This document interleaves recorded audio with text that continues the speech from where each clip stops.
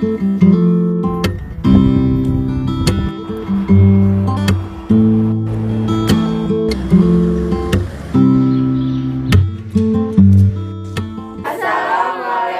warahmatullahi wabarakatuh. Perkenalkan, nama saya Yunita Dunafianti. Di sini saya sebagai moderator. Perkenalkan, nama saya Abdurrahman. Di sini saya sebagai notulen 1. Perkenalkan, nama saya James Zakri Mulyawan. Di sini saya sebagai notulen 2. Perkenalkan, nama saya Nadia Ska Putri. Di sini saya sebagai penyaji 1. Perkenalkan, nama saya Hairul Zulkifli. Di sini saya sebagai penyaji 2. Perkenalkan, nama saya Mar'atus Soleha.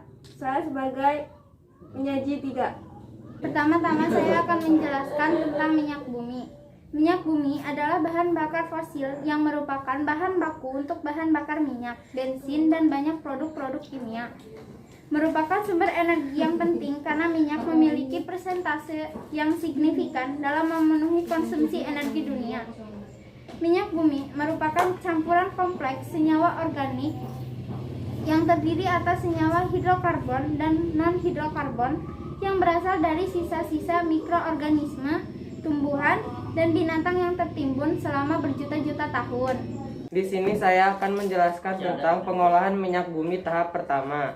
Pengolahan minyak bumi tahap pertama dilakukan dengan destilasi bertingkat, yaitu proses destilasi berulang-ulang, sehingga didapatkan berbagai macam hasil berdasarkan perbedaan titik didihnya.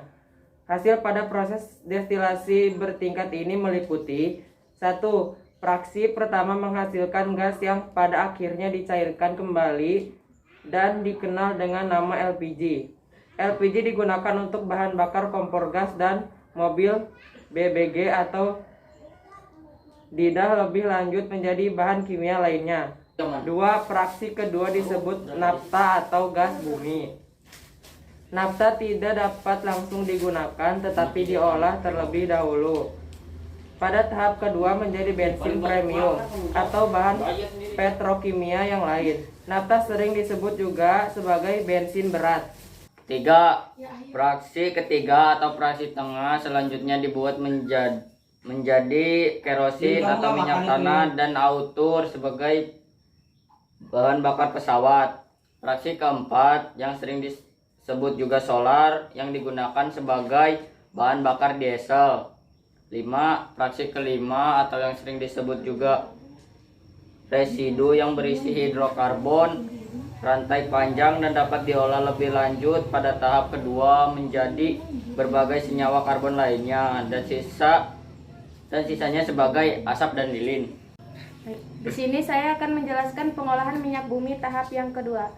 Pada pengolahan minyak bumi tahap yang kedua, dilakukan berbagai proses lanjutan dari hasil penyulingan pada tahap pertama. Proses tersebut meliputi perengkahan. Pada proses perengkahan, dilakukan perubahan struktur kimia senyawa-senyawa hidrokarbon yang meliputi pemecahan rantai, alkilasi, pembentukan alkil, polimerisasi, penggabungan rantai karbon, reformasi, perubahan struktur, dan isomerisasi, perubahan isomer. Proses ekstraksi, pembersihan produk dengan menggunakan parut sehingga didapatkan hasil lebih banyak dengan mutu lebih baik. Proses kristalisasi, proses pemisahan produk-produk melalui perbedaan titik cairnya. Misalnya dari pemurnian solar melalui proses pendinginan, penekanan dan penyaringan akan diperoleh produk sampingan lilin. Pembersihan dari kontaminasi triating pada proses pengolahan tahap pertama dan tahap kedua sering terjadi kontaminasi pengotoran. Kotoran-kotoran ini harus dibersihkan dengan cara menambahkan soda kaustik, tanah liat atau hidrogenasi. Hasil proses tahap kedua ini dapat dikelompokkan berdasarkan titik didih dan jumlah atom karbon pembentuk rantai karbonnya. Sekian presentasi dari kami. Mohon maaf apabila ada kekurangan. Kami akhiri. Wassalamualaikum warahmatullahi wabarakatuh.